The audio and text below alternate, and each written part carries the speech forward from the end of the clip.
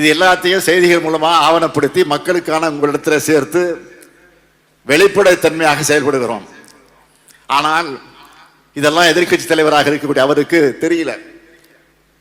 இதுல அந்த பெட்டிகளுடைய சாவி தொலைந்துருச்சா அப்படின்னு கேட்கிறாரு. சரி, அவர் நினைப்பு பூராமே பெட்டியில் தான் இருக்கு.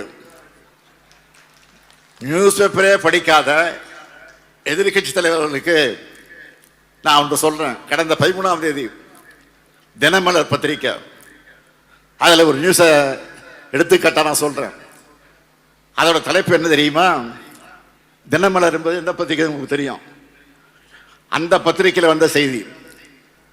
அதில் தலைப்பு என்ன தெரியுமா?